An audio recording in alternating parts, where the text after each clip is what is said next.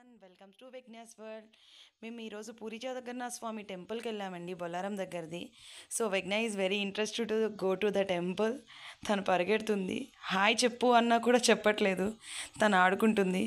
ఈ టెంపుల్ వచ్చి outer ring రోడ్కి దగ్గరలో ఉంటుంది, బొల్లారం దగ్గర. సో ఇది చాలా ప్లెజెంట్గా ఉందండి టెంపుల్.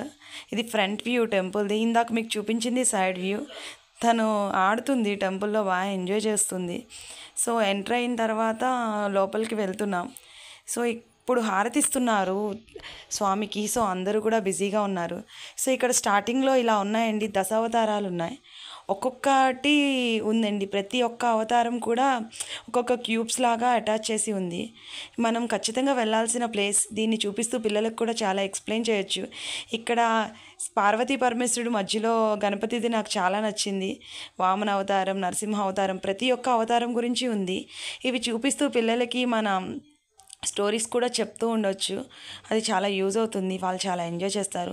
ఆల్రెడీ చెప్పాను కదండి, ఇది కొంచెం ఇంకా డెవలప్మెంట్ స్టేజ్లో ఉందని. అది కన్స్ట్రక్షన్ అవుతుంది. సో హారతిస్తున్నారు, అందరూ బిజీగా ఉన్నారు. ఇప్పుడు ఇదే ఫస్ట్ టైం అండి నేను పూరి జగన్నాథ స్వామి టెంపుల్కి రావడం. సోహిత్ బాగా ఏడుస్తున్నాడు, వాళ్ళ డాడీ తీసుకొస్తున్నాడు. వాడికి ఆ సౌండ్స్ అవన్నీ చాలా నాయిసీగా అనిపించినట్టున్నాయి, వాడు ఉండట్లేదు లోపల. ఇది హారతి ఇచ్చే టైంలో వీళ్ళు డోల్ వాయిస్తున్నారు బాగా. సో ఆ సౌండ్కి వాడు ఉండలేకపోయాడు. సో దేవుడికి హారతి ఇస్తున్నారండి బయట, ఇట్లా డోల్ వాయిస్తూ చిరుతలు మోగిస్తూ. ఇదే ఫస్ట్ టైం. నేను చాలాసార్లు టెంపుల్స్కి వెళ్ళాను, కానీ జగన్నాథ స్వామి టెంపుల్కి వెళ్ళడం అయితే ఫస్ట్ టైం. చాలా హ్యాపీగా అనిపించింది, దగ్గర ప్లెజెంట్గా ఉంది చాలా. హైదరాబాద్లో ఈ టెంపుల్కి వెళ్ళొచ్చు, ఒకసారి చూస్తే చాలా బాగుంటుంది కూడా. ఈ విగ్రహాలు అయితే ఇట్లా ఉన్నాయండి, బలభద్ర సుభద్రాదేవితో జగన్నాథ స్వామి. సో చాలా బాగా అనిపించింది. స్టార్టింగ్లో వెళ్ళాను, వాళ్ళు వీడియో తీసుకుంటానన్నా కూడా ఏం అబ్జెక్ట్ చేయలేదు. సో ఇది టెంపుల్ గోపురం కాకుండా ముందు ఉంది దర్శనానికని.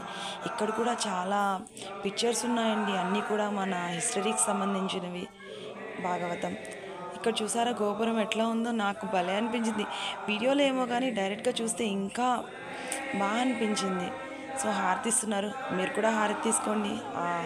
గాడ్ బ్లెస్సింగ్స్ ఎప్పుడూ ఉండాలని కోరుకుంటున్నా. Thank you.